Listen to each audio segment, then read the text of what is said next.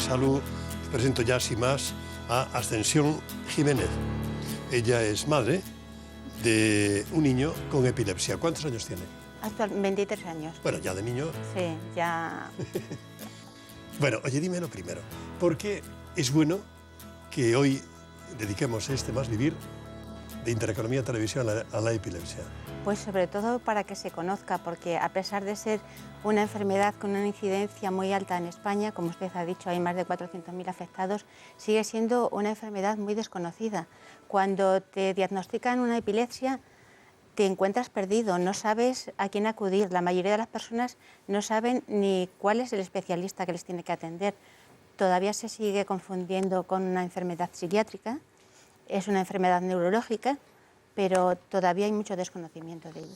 Hoy, hablando de especialistas, tenemos al mejor. Yo me esfuerzo, podéis creérmelo, vivamente, en que podáis en directo hablar aquí en Intereconomía Televisión a diario, hacer consultas por teléfono, a través de Internet, con los mejores especialistas de España. Y hoy lo digo a boca llena, porque sin duda es el médico que más ha tratado este trastorno aquí en nuestro país. Trabaja en Hospital Ruber Internacional, en donde dirige una unidad de epilepsia, y es el doctor Antonio Gil Nájel. Me dijo que lo tutease. Pues, amigo, adelante. ¿En la misma dirección que Ascensión? Muchas gracias.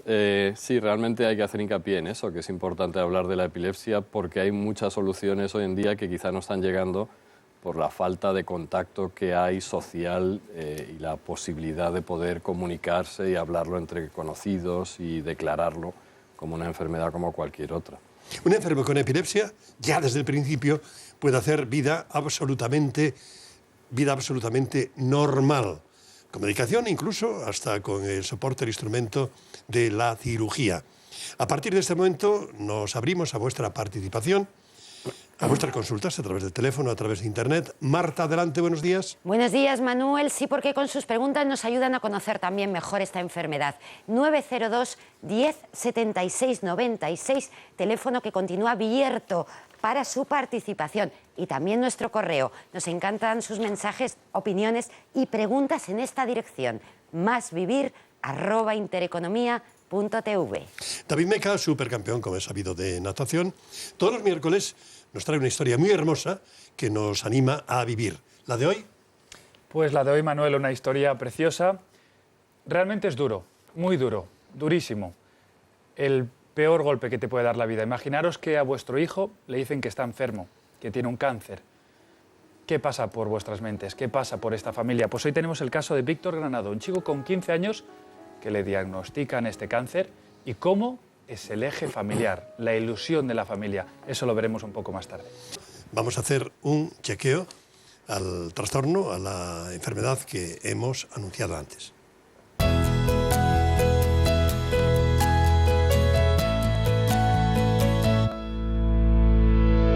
Señora, ¿saben qué consiste la epilepsia? Pues sí, es una enfermedad, no sé si está relacionada, creo que es una enfermedad mental, ¿no? A ver, que me acuerde, epilepsia es como que te desmayas o algo así y te caes. Ni idea. ¿No saben a qué parte del cuerpo afecta la enfermedad? ¿Qué síntomas suele tener la persona que la sufre? Ahora mismo no. La cabeza, digo yo, vamos. Cabeza. Un ataque que te caes, te has espumado, eso no, eso es la epilepsia. Ni idea, yo eso sí que no, ni idea tengo. Es una enfermedad, pero no, así más yo no sé. ¿No sabe a qué...? ¿Qué consiste? No lo sé. Bueno, Ni idea. Sí, es una enfermedad mental. ¿algún síntoma que se le ocurra característico de esta enfermedad? Pues sí, las convulsiones, caerse al suelo, golpearse. Bueno, primera idea que sale, doctor. Dice, es una enfermedad mental. Pues eso es un error común. La enfermedad mental no está bien descrito que es una enfermedad mental, pero la epilepsia es una enfermedad orgánica de la corteza cerebral como puede ser cualquier otra enfermedad neurológica, la enfermedad de Parkinson, el Alzheimer, la esclerosis múltiple. Entonces hay que englobarla bien en los trastornos neurológicos. Es fundamental esto. ¿Tu hijo cuándo empezó con epilepsia? Mi hijo con 7 años. La primera crisis le dio cuando tenía 7 años, un niño normal, había tenido una evolución normal, muy inteligente, con muy buenas notas siempre en el colegio. pero la primera crisis, nada, en nuestra familia no teníamos antecedentes, la de mi marido tampoco, pero por eso la epilepsia nadie estamos libre de ella, no respeta razas, edades, no respeta nada. Para que sirva de pistaje, los primeros síntomas, ¿qué es lo primero que visteis? En mi hijo una Antes crisis. de saber que se trataba en de mi hijo fue una crisis, a partir de ahí ya empezamos con médicos y demás hasta que le diagnosticaron la epilepsia. En el caso de mi hijo el diagnóstico fue temprano, en otros casos se tarda más tiempo en diagnosticar. En el de mi hijo en un mes tenía diagnosticada la epilepsia. Para conocerla bien, es uno de los objetivos hoy de Más Vivir, ¿qué síntomas da la enfermedad? Son síntomas muy variados. Por eso, como decía Asten, a veces el diagnóstico es complicado, porque uno piensa en epilepsia cuando hay una pérdida de conciencia y convulsiones, pero sin embargo la mayoría de las crisis epilépticas son mucho más sutiles, son sensaciones subjetivas de alteración interna, por ejemplo, de aumento del movimiento de peristaltismo intestinal, de taquicardia, de sensaciones de angustia, sensaciones psíquicas. Y cuando esto progresa, pues se produce ya una alteración de la conciencia, una dificultad para recordar lo que está ocurriendo, amnesia, muchas veces acompañado de automatismos con las manos o con la boca. Esos, que son más sutiles, con frecuencia ese tipo de crisis pasan desapercibidos y demoran mucho el diagnóstico. Antonio, intervienes el primero, desde Valencia. Muy buenos días. Hola, buenos días. Mira, mi pregunta era que, mira, tengo 16 años y hace 2 con 14 me entró un hormigueo en la mano derecha y en el labio y no podía hablar bien. Fui al neurólogo y me dijo que podía ser epilepsia. No me ha dado tratamiento ni nada y me gustaría saber si hay alguna dieta o un remedio y eso. Muchas gracias.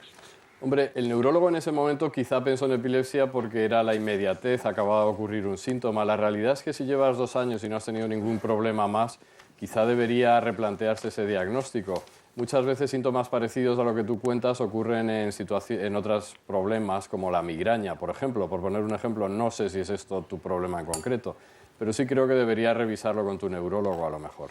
El doctor Antonio Gil Nájel, dije ya en el arranque de la presentación, es magnífico neurólogo y lleva una unidad de epilepsia en el Hospital Ruber Internacional de Madrid.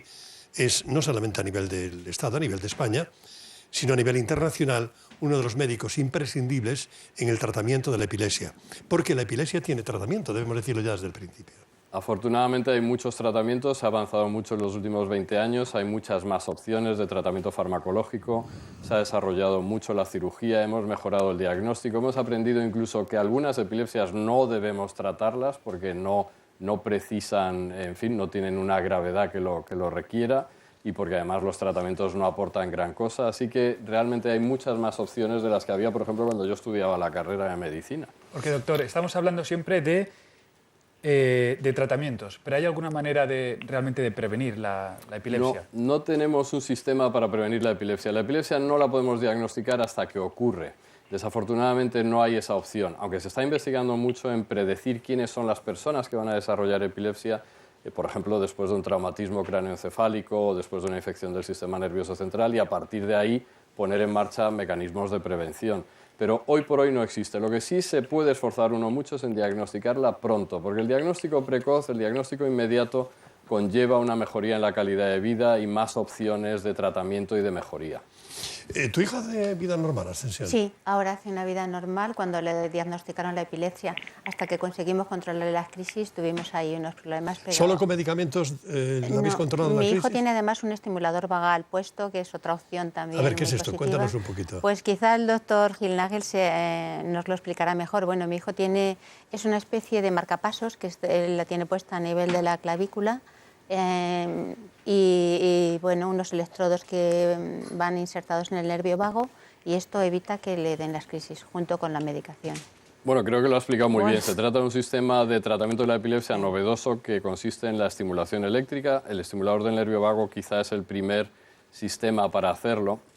Es un pequeño marcapasos que se conecta mediante un tubo todo subcutáneo, mediante un pequeño cable, un electrodo, al nervio vago en el lado izquierdo y con eso se consigue transmitir un impulso eléctrico al cerebro que se propaga hacia la corteza y que produce en algunos pacientes mejoría de su epilepsia. Recuerdo, acaba de decir Ascensión, que su hijo hace vida absolutamente normal siendo enfermo de epilepsia, que ella es presidenta de la Asociación Madrileña de Epilepsia y además pertenece al grupo Embajadoras de la Epilepsia UCB Pharma. ¿Qué significa esto? Pues es un programa que tiene UCB Pharma, que es una industria farmacéutica, pues para promocionar la epilepsia. Nos ha dado esta posibilidad de promocionar la epilepsia.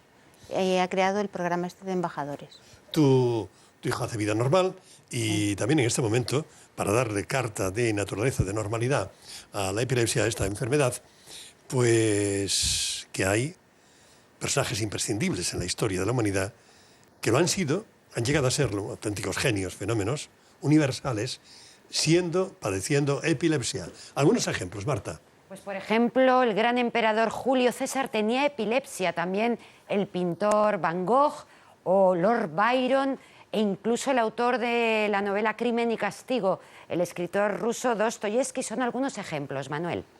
Carmen, desde Sevilla, saludos, muy buenos días.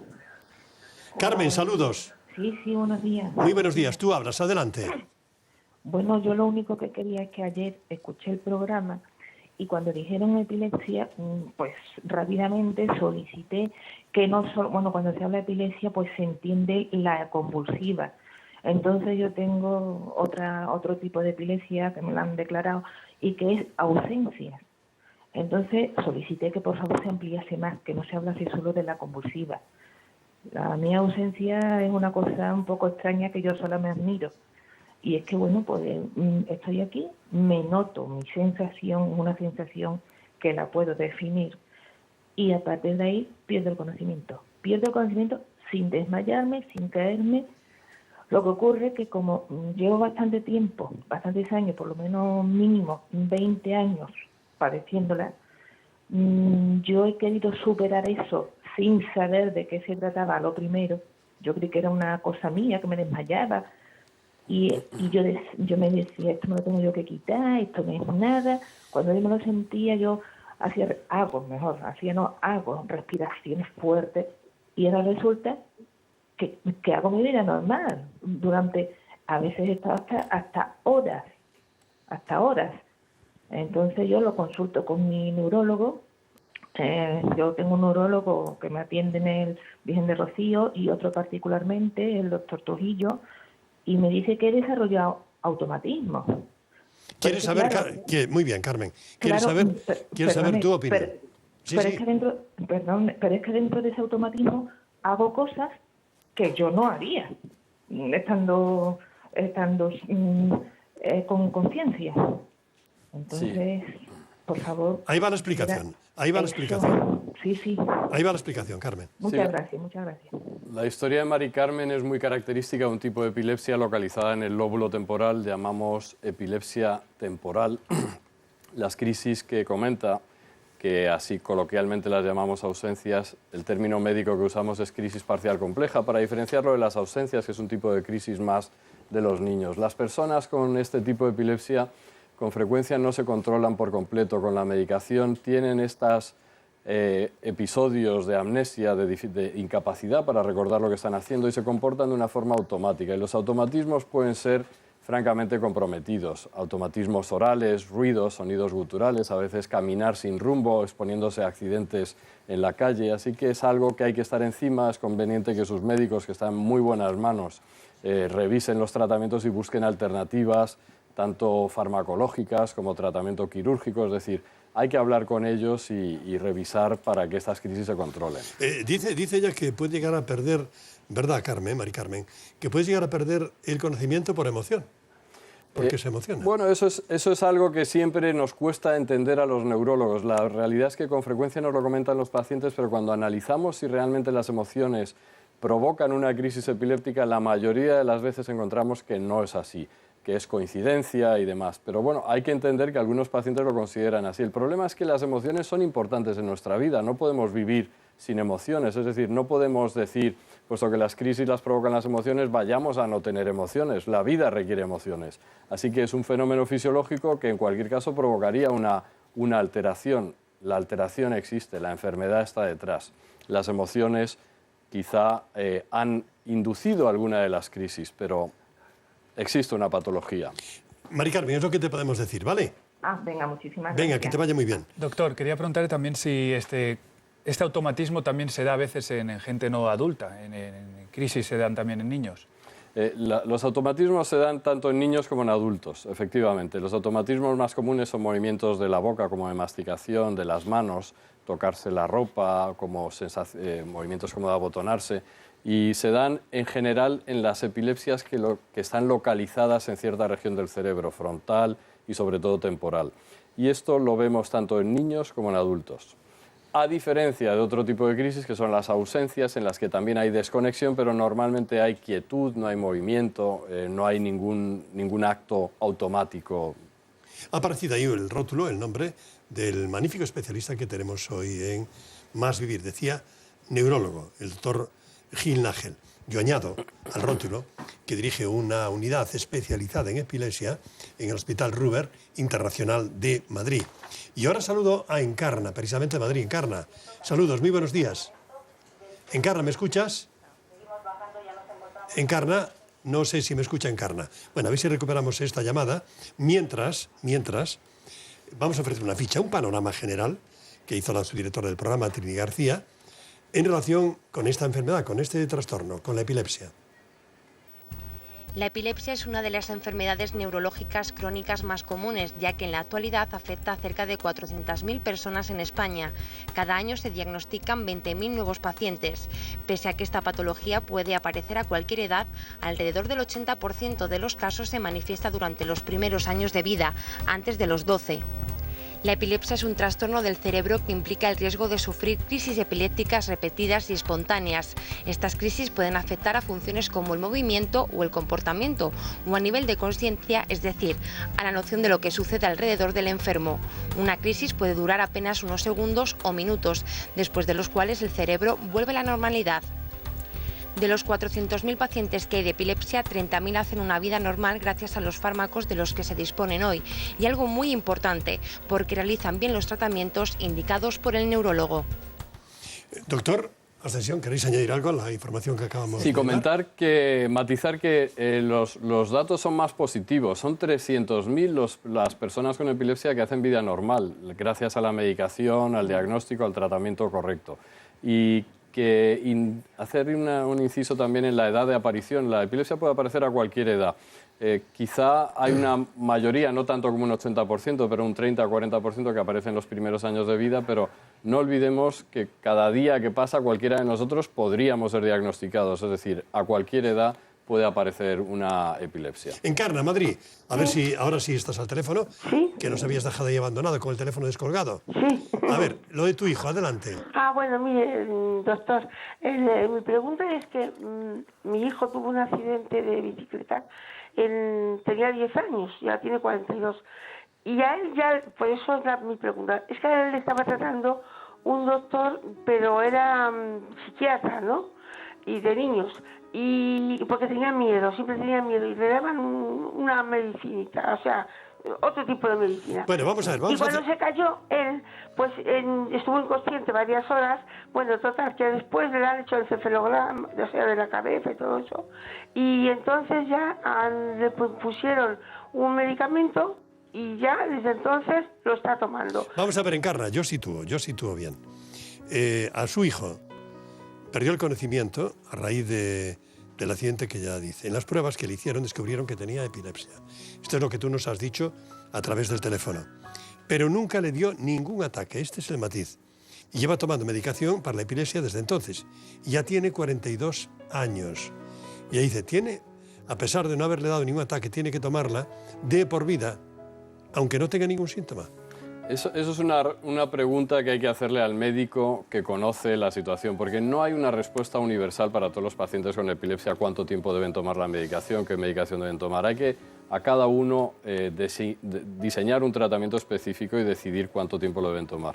En cuanto a lo que nos está contando Encarna, sí es un dato importante, a veces el diagnóstico precoz evita los accidentes. Yo me ha parecido entender que él probablemente estaba teniendo ciertos episodios que debían ser crisis parciales complejas, parecidas a las que nos ha comentado Mari Carmen desde Sevilla, a lo mejor, y que en una de ellas perdió el control de la bicicleta y se cayó, y fue a partir de ahí donde empezaron a verlo. Y otro matiz, no hay por qué tener crisis convulsivas en todas las epilepsias. La mayoría de las epilepsias no tienen crisis convulsivas. La mayoría de las epilepsias tienen crisis mucho más sutiles, que pasan muchas veces desapercibidas, como pudo ser el hijo de Encarna. Sí, bueno, el doctor Ginlage comenta muchas veces que no hay una epilepsia, no se puede hablar de epilepsia, sino de epilepsias. Cada paciente necesita un tratamiento de epilepsia, es como un traje a medida. Necesita adaptarle al afectado la medicación, si crece hay que bajarle los bajos, si engorda hay que... Es un traje a medida. El tratamiento de la epilepsia es como un traje a medida, que no se puede hablar de epilepsias, sino cada uno tiene que seguir su tratamiento individual de la epilepsia. Plantea otro aspecto u otra epilepsia. Desde Jaén, Francisco, muchas gracias por confiar en nosotros. Buenos días. Francisco, Jaén, adelante. Pues yo soy, el doctor Ginlage me diagnosticó la enfermedad de Rasmussen en el año 2007. Sí, el médico que tenemos aquí al lado, dices que te diagnosticó... Sí, en el año 2007, el doctor Ginlage ahí en la Roga. ¿Usted se acuerda de él, más o menos, o no? Perfectamente, me acuerdo muy bien de él, sí. No lo describe, está el teléfono. Sí, no, un momentito, que hable el doctor, que se acuerda muy bien de ti, ¿nos lo describe? Ya. Pues bueno, Francisco tiene una epilepsia peculiar, ya que además me parece muy bueno el gesto de salir y comentarlo, porque es una enfermedad rara, poco frecuente, que afecta a menos de una persona en 100.000 habitantes y al año. Entonces está muchas veces es difícil de dirigir el diagnóstico. Francisco tenía crisis muy sutiles en las que prácticamente no había nada externo que nos dijese que estaba teniendo una crisis, pero él estaba confuso, le costaba organizarse en el espacio, tomar decisiones, y esto le ocurría con una frecuencia inusitada, le ocurría muchísimas veces al día, de tal manera que parecía que durante horas estaba en una situación un poquito de enajenación, y eso había llevado a hacer un diagnóstico de otro tipo, a otro tipo de enfermedad. Y entonces Francisco es un ejemplo de cómo la epilepsia a veces se confunde con otras enfermedades y el diagnóstico requiere pues, técnicas más precisas como son el vídeo EEG y el localizar perfectamente dónde está el problema en la corteza cerebral. Pues a mí me parece que es hermoso este encuentro, después de tantos años, entre tú y tu paciente, que vino desde Jaén para que lo vieras aquí en Madrid. Ahora, él quiere hacer, ¿verdad, Francisco? Sí. ¿Quieres hacer una pregunta concreta? Venga, tú hablas, hazla. Pues no, como el doctor me diagnosticó la enfermedad, pues me mandó un tratamiento farmacológico. Y aparte de eso, la hemoglobina, porque la enfermedad iba a ser para toda la vida. Entonces me estoy poniendo la hemoglobina desde el año 2008 y entonces pues la crisis, como me dijo, y me iban a seguir dando en mayor o menor medida. Y entonces pues la hemoglobina me la sigo poniendo, suele darme la crisis cada 2 veces al mes y eso es lo que... Y quieres saber si ha habido algún avance en relación con lo tuyo, ¿verdad? Sí. Venga. Realmente no ha habido cambios sustanciales en el tratamiento de la enfermedad de Rasmussen. Es decir, que el tratamiento con inmunoglobulinas ya fue un avance. Esto es un tratamiento que empezamos a aplicar hace 10, 15 años como mucho. Entonces ahí se produjo un avance importante. Y el otro avance fue el diagnóstico, que hemos descubierto que la enfermedad de Rasmussen, que se creyó siempre que era un problema de los niños pequeños, pues realmente no, ocurre también en adultos y Francisco es un ejemplo. El principal tratamiento de la enfermedad de Rasmussen muchas veces es la cirugía y eso ya se sabe desde hace muchos años, pero son tratamientos bastante agresivos que se intentan posponer en la medida de lo posible. Bueno, Francisco, ¿tú quieres añadir algo, Francisco? Yo quería añadir que de ahí la necesidad de que en los hospitales públicos también haya unidades de epilepsia para que el diagnóstico de las epilepsias de más difícil control se diagnostique antes y no tengan que estar mareando a los pacientes con pruebas de un hospital a otro, que es importantísimo. Las unidades de epilepsia se diagnostican muchísimo antes. Pero además de este trastorno, tenemos también, para animar a vivir, que buena falta hace, en este momento de crisis de tantas cosas, una página muy hermosa que nos trae David, los días que él viene aquí a Más Vivir. ¿Nos haces un pequeño avance de nuevo? Pues sí, Manuel. Hoy vamos a tener con nosotros a Víctor Granado, un chico de 15 años de edad que lamentablemente hace poquito le han diagnosticado pues, un cáncer de leucemia. Imaginaos lo que es eso. No todos conocemos casos de personas adultas, pero ¿qué pasa cuando realmente te dicen que tu hijo con 15 años tiene cáncer? Y es un ejemplo de superación y eso quiero que lo veáis por la motivación, la alegría y el coraje que tiene, pues como os decía Víctor, ya lo veréis. Que yo tengo mucho interés, os lo digo, y voy a continuar repitiéndolo. Aquí, de la mano de los mejores especialistas, aprendemos a estar sanos. Pero en la proa de mi corazón, si el corazón tiene proa, es decir, lo que enfila realmente la proa de los barcos en la mar, lo que enfila la vida, mi ilusión es dar un poquito de compañía, es ayudar, es animar. Hay que ser buena gente, hay que querer, hay que amar, porque bastantes desgracias tiene la vida, dificultades y dolores. Y también este cometido, al que contribuye David Meca los días que viene aquí, es de interés enorme para nuestra Escuela de Salud, hasta ahora mismo.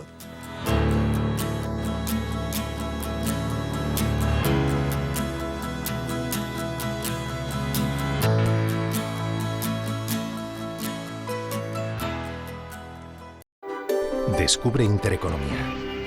Más y mejor. Nuevo Nokia C7. ¿Has sido tan buen amigo como para merecerte todos estos regalos? Nokia, Connecting People. La tienda en casa. En el siglo XIX, los caballeros más pudientes utilizaban relojes de bolsillo. A partir de 1900, estilo de época. Es un reloj multifunciones con caja de acero inoxidable chapada en oro de 24 quilates y con un preciso movimiento de cuarzo. Un reloj que combina la elegancia de su diseño con auténticas prestaciones que lo convierten en un reloj totalmente versátil para cualquier situación o lugar. Un reloj multifunciones con preciso movimiento de cuarzo, elegante, moderno, con un look de época y en 2 versiones. Vintage Langenthaler para caballero en caja chapada en oro de primera ley, con 4 esferas independientes indicando la fecha del mes, el día de la semana, el mes del año y el horario diurno o nocturno. Las agujas y los puntos horarios se iluminan en la oscuridad, con correa de genuina piel. Y Vintage Langenthaler para señora en caja chapada en oro de primera ley. Además, el reloj Vintage Langenthaler es resistente al agua y sorprende por su elegancia en los pulsadores y los enganches a la correa rematados con piedras al estilo cabochón de época. 2 elegantes modelos perfectos para señora y para caballero y para cualquier situación o lugar. Y recuerda que cuentan con toda la garantía de calidad. Aprovecha esta oportunidad única de conseguir un reloj de cuarzo con un estilo inimitable de época. Llama ahora y consigue al increíble precio que aparece en pantalla el elegante y genuino reloj Vintage Langenthaler, una joya de la relojería de gran calidad y precisión. Llama ahora. Puedes pagar contra reembolso, con tarjeta de crédito o con la tarjeta de compra del Corte Inglés.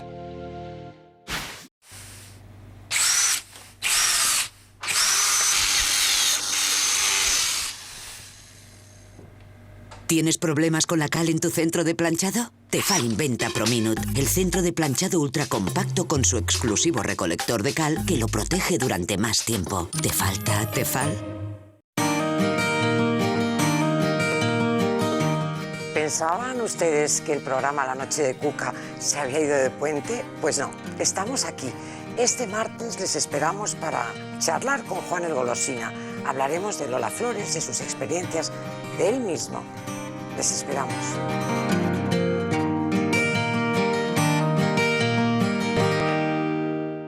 Quédense con nosotros y disfruten de lo mejor de esta semana en el programa. Porque aquí comienza Universo Clones.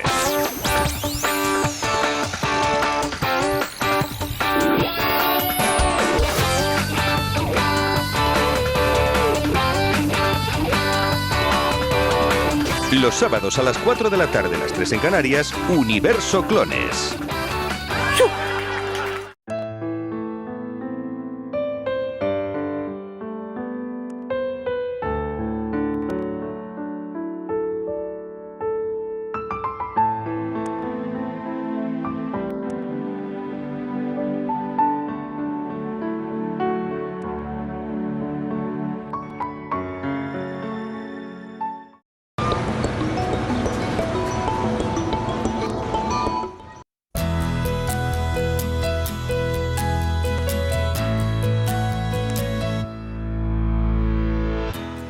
¿A que sí?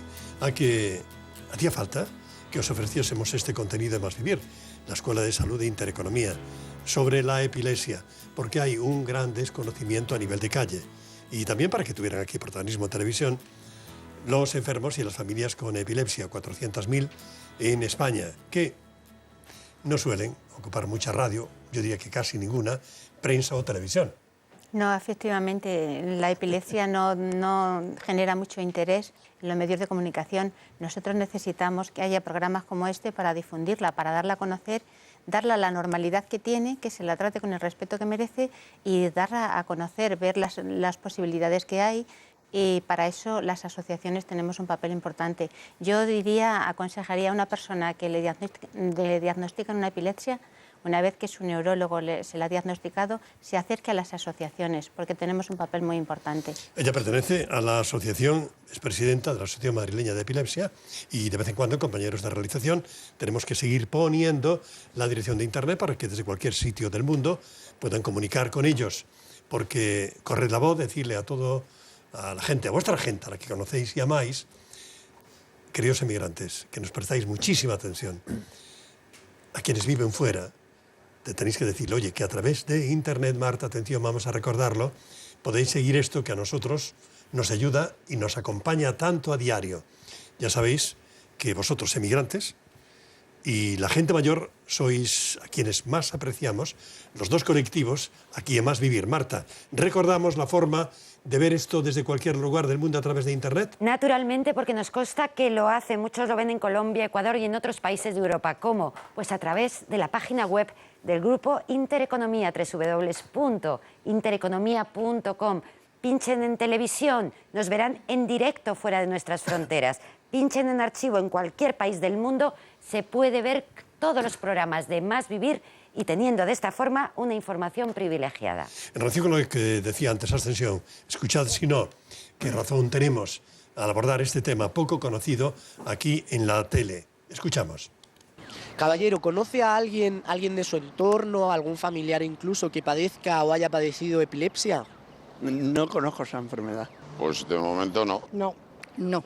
Mi hermana. Sí. ¿Qué tipo de vida lleva? ¿Lleva una vida normal? Sí, era normal, porque la pasó con 16 años, entonces era un tipo de epilepsia que le llamaron pues como de la adolescencia y todo eso. Estuvo como 5 o 6 años en tratamiento, tomando pastillas y todo eso. Ahora tiene 40 años y una vida totalmente normal. ¿Y autonomía plena? Total. Hombre, durante aquellos 5 años sí que le decían que tenía que dormir 8 horas al día, que no podía trasnochar, pero bueno, ahora ya... No conozco. No, nadie. Una pregunta de epilepsia, sí. No sé si sabe pues, qué tipo de vida lleva, si lleva una vida normal a pesar de la enfermedad. Una vida totalmente normal, se medica y sigue una vida completamente normal. Ascensión, ¿quieres apoyar esto? ¿Vida normal? Sí, bueno, claro. Vida normal en un alto porcentaje, pero hay otro porcentaje, un 30%, aproximadamente un 30%, que no pueden hacer una vida normal. Tienen epilepsias de difícil control o tienen síndromes epilépticos y desafortunadamente ellos no pueden llevar una vida normal. Pero el deporte es importante también, doctor, el hacer deporte, el cuidarse. La alimentación ya hemos dicho que tampoco pues ayudaba, siempre ayuda, por cierto, pero que no era una medicina directa, ¿no? Pero el deporte, ¿pueden hacer ejercicio? La vida saludable, en general, de forma indirecta, es buena para la epilepsia porque va a disminuir los riesgos de que el cerebro sufra otro tipo de alteraciones y lesiones, pues normalmente esas van por el mecanismo de déficit isquémicos, de problemas pequeños, ictus, problemas vasculares. Entonces, todo lo que sea vida sana va a proteger nuestro cerebro. Entonces, es bueno el deporte, por supuesto, y no se debe prohibir el deporte a las personas con epilepsia. Lo único que a veces hay que adaptar el tipo de deporte a tu situación clínica. Las personas que están bien controladas pueden hacer prácticamente todos los deportes. Las personas que no están bien controladas deben evitar aquellos deportes que una crisis les pudiese provocar un accidente. Por ejemplo, la natación, ¿no? Sería un deporte que a lo mejor no se le recomendaría a alguien con crisis severas. El hecho de estar en el agua y que te pueda pasar. Has puesto el dedo en el punto más delicado, porque también es importante que naden, porque el riesgo de ahogamiento de ahogamiento por no saber nadar es probablemente mayor que el riesgo de tener una crisis en el agua. Entonces lo que insistimos es que también deben nadar, pero muy supervisados. Supervisión muy directa. Claro que sí. El salvavidas debe saber que una persona con epilepsia está nadando para estar cerca y mirando. O incluso poniéndose realmente algún aparato que les mantenga a flote, de forma que ejerciten perfectamente el ejercicio, que se muevan, pero si ocurre en ese momento el ataque, por decirlo de alguna manera, que no se vayan al fondo.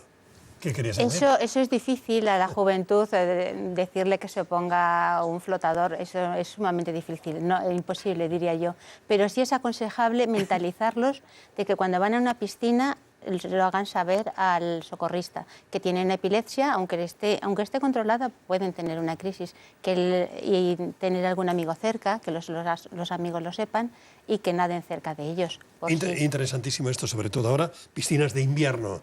Debéis practicar deporte, acabáis de escucharlo, al médico que más sabe de epilepsia en España, pero avisar al responsable, al que está ahí vigilando la piscina, de que tenéis ese trastorno para que esté muy atentito. A ver qué explicación, doctor, le das, le estoy tuteando porque él me dijo al comienzo que lo tutease, a esto que aporta Vicky. Adelante, Vicky.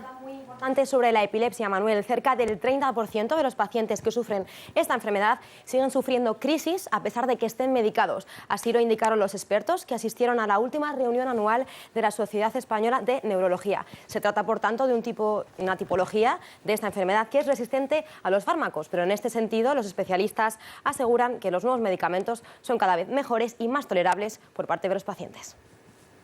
Así es, con todo tenemos todavía mucho camino por recorrer, hay un 30% de pacientes que no se controlan con la medicación. Hay que también matizar dentro de este grupo, del 30%, los hay que sufren epilepsias muy incapacitantes, hay otros que aunque no están controlados no están en una situación grave. Muchas veces los nuevos medicamentos no consiguen parar las crisis, pero mejorar la situación. Por ejemplo, una persona que tiene crisis durante el día pasa a tener solamente crisis mientras duerme, eso puede ser un pequeño avance, pero para esa persona es un importante cambio y su calidad de vida se ve claramente mejorada. Ahora escuchamos al doctor Rafael Toledano, que es neurólogo también de su hospital, de su servicio, para conocer algo más de este trastorno. La epilepsia es una enfermedad crónica del cerebro que hace que las personas tengan convulsiones inesperadas.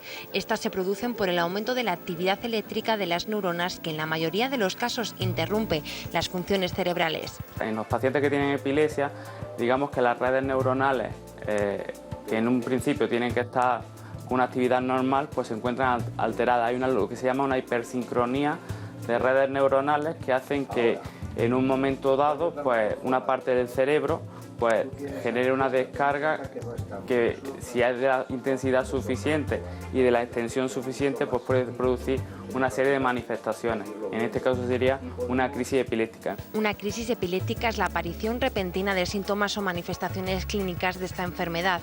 Los más llamativos son los movimientos incontrolados, pero no en todos los casos se pierde la conciencia o se tienen convulsiones.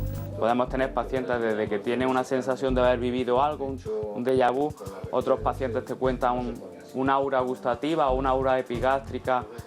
Sería, por ejemplo, el caso de pacientes con epilepsia temporales. Otros pacientes te cuentan movimientos faciales o movimientos de las manos, serían crisis parciales simples. Luego, dentro del grupo, por ejemplo, de las crisis parciales simples, hay pacientes que tienen manifestaciones motoras, manifestaciones psíquicas, manifestaciones visuales, dependiendo de la zona del cerebro donde se genera. Y luego hay otros pacientes que tienen manifestaciones más atípicas y que algunas veces, desde el punto de vista clínico, es a priori difícil diferenciar de si se tratan de crisis epilépticas o si se tratan de episodios paroxísticos de otro tipo. Serían, por ejemplo, pacientes que te cuentan pérdidas de conciencia que no han sido objetivadas por otras personas, ¿no? Y no sabe si ha tenido otros pródromos, o pacientes con otras manifestaciones totalmente inhabituales, ¿no? Que necesitan monitorizar una unidad de vídeo EG, pues un poco para documentarla y ver realmente si se trata de crisis epiléptica o se trata de otro tipo de evento, ¿no? Hay muchos factores que pueden desencadenar la crisis epiléptica, tales como el consumo de alcohol, drogas, la falta de sueño, entre otros muchos, y que el paciente debe tener en cuenta en su vida cotidiana. ¿Algo más que añadir a esta información que nos ha traído Trini? Yo creo que ha sido bastante ilustradora, ¿no? Yo quería preguntarle al doctor qué se debe hacer si alguien tiene una crisis epiléptica, porque a veces se habla de introducir algo en la boca y me parece que es, pues, a veces incluso erróneo, ¿no? Efectivamente, hay una creencia errónea que las personas cuando tienen una crisis epiléptica, debido a la contractura, se tragan la lengua, se dice, y eso no existe, eso no ocurre. Sí es cierto que se puede morder la lengua, pero la realidad es que es prácticamente imposible evitar una mordedura de lengua o una convulsión, porque eso ocurre en el mismísimo instante en que empieza la crisis. Por otro lado, cuando transmitimos este mensaje que hay que abrir la boca, hay que evitar que se muerdan la lengua, muchas veces estamos haciendo que la gente forcejee con la mandíbula y con eso se han provocado muchas veces lesiones muy graves a personas que estaban convulsionando. Entonces, lo que se debe hacer, desde luego, no es forzar la apertura de la boca. Pero hay que esperar a que terminen las convulsiones y evitar que se dañen durante el movimiento ese convulsivo que están teniendo. Y una vez que ha terminado, colocarle sobre un costado, precisamente por eso de que a veces se producen secreciones o vómito, y como en cualquier otra pérdida de conciencia, pues eso conviene evitar que pase a los pulmones. Venga, te escuchamos con muchísimo interés. Pues mire, doctor, yo le quería hacer una pregunta. Mi nieta de 4 años tiene epilepsia, fármaco resistente, toma Depakine, Tegretol y Noyafren. La han operado recientemente para extraerle el foco que le provocaba la crisis. Lleva un retraso en el aprendizaje de 3 años. ¿Cree que ahora que no le dan crisis podrá recuperar el tiempo perdido? ¿Podría ser hereditario esto? Felicidades, Manoli, por explicarlo también. Muchas gracias. Desde luego su hija está en las mejores condiciones para recuperar... Su nieta está en las mejores condiciones para recuperarse. El problema de los retrasos en epilepsia es que a veces tiene que ver con la enfermedad de fondo que está causando la epilepsia. Entonces, la enfermedad de fondo puede curarse o no con la cirugía, depende de cuál sea. Pero sí se han dado los pasos correctos, es controlar las crisis en la mejor medida posible, y una de ellas es la cirugía. Así que pueden tener también la certeza la familia que está en las mejores condiciones de llegar lo más lejos posible. Gracias, Manoli. Ánimo, esperanza. Tenemos unas imágenes, vamos a verlas, porque se ha dicho, acabas de decirlo de nuevo tú, de nombrarlo, puede haber cirugía. Este proceso de cirugía pasa por un estudio, digamos, de lo que está ocurriendo en el cerebro de los enfermos con epilepsia. Y pasa por unas gráficas, vamos a verlas. Usted nos lo comenta, que ven en estas gráficas que estamos viendo la imagen. Es un estudio de un paciente que tiene colocados electrodos intracraneales para localizar el origen de sus crisis, y ahí vemos cómo aparece una crisis. Fijaros qué llamativo es esa descarga de actividad muy rápida que se va propagando a otros canales. Veis cómo empieza donde he puesto el dedo y se va extendiendo a otras zonas del cerebro, y fijaros cómo ya todo el registro queda inundado por esta actividad que ya básicamente se ven rayajos, ¿no? Lo que nosotros prestamos mucha atención es ese inicio, ese principio, esa primera descarga rápida que vimos, en qué localización está, porque eso nos dice que estamos en el foco o muy cerca de él. Bueno, y luego ustedes también tienen otra herramienta, que es la resonancia magnética.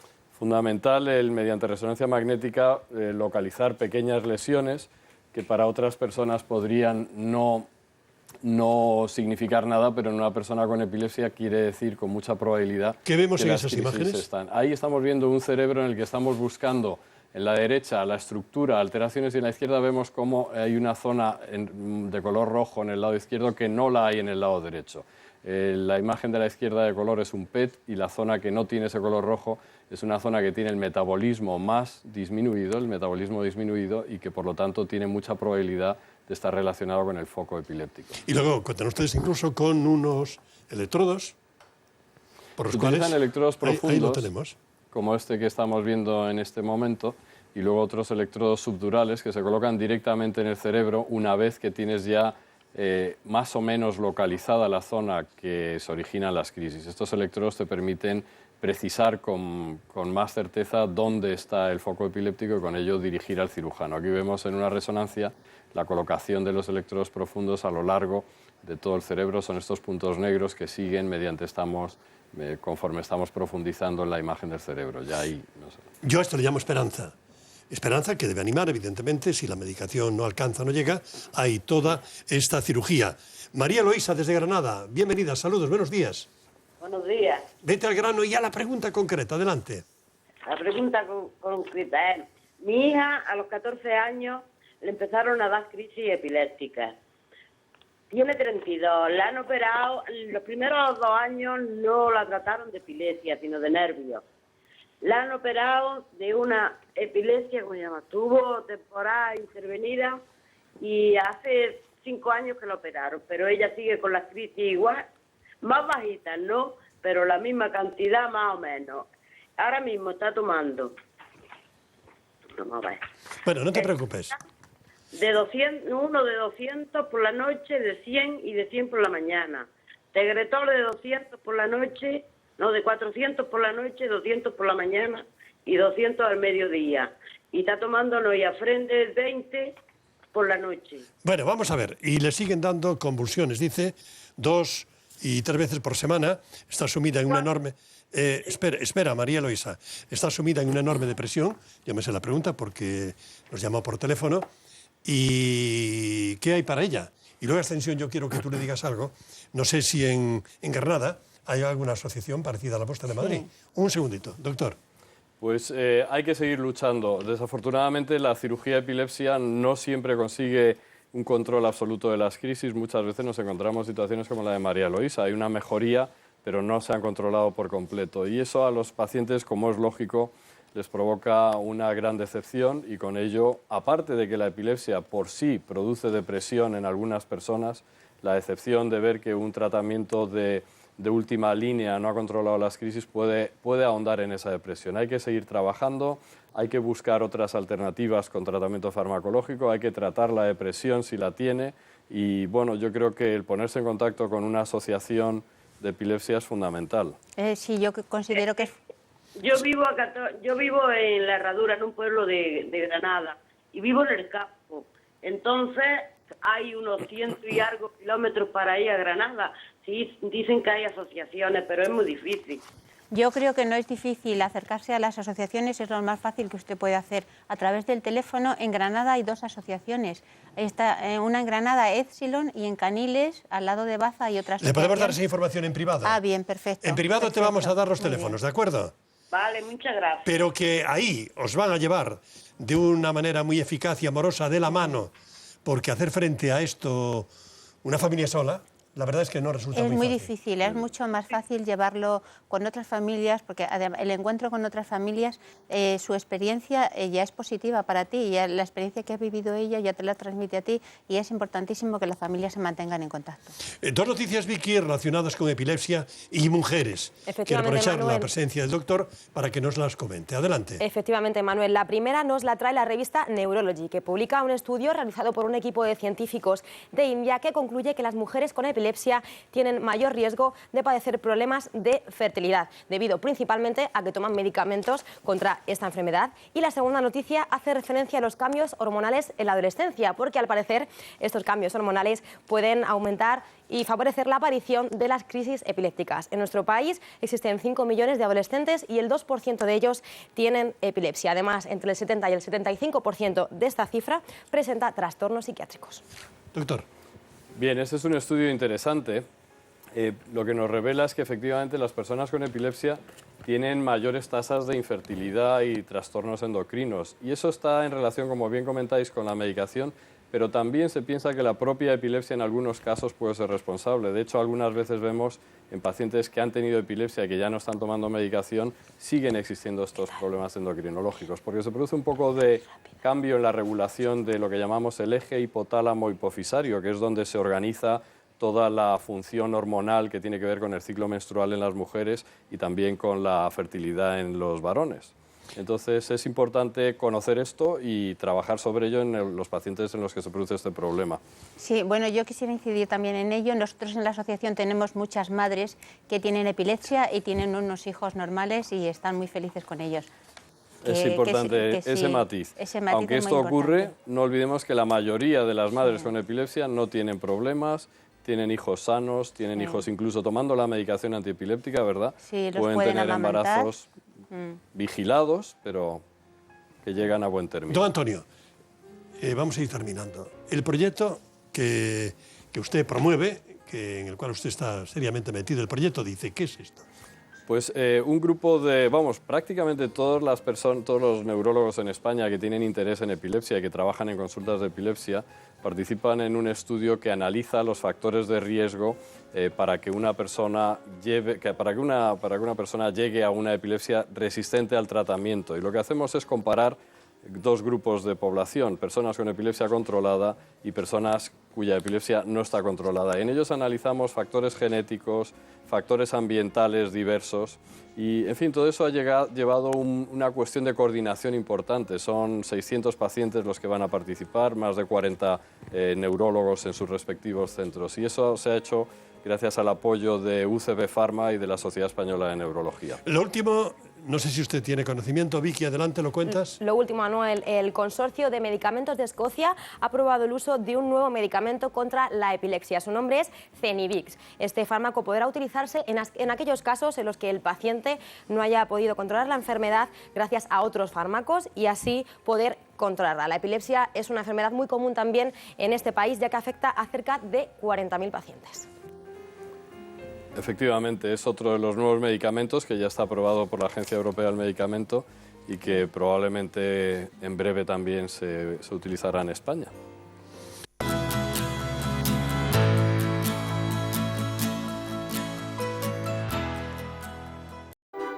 Descubre Intereconomía. Más y mejor. ¿Quiere hasta 6.000 euros? Llame a Cofidis y solicite el dinero que desea. Llámenos al 902-432-432.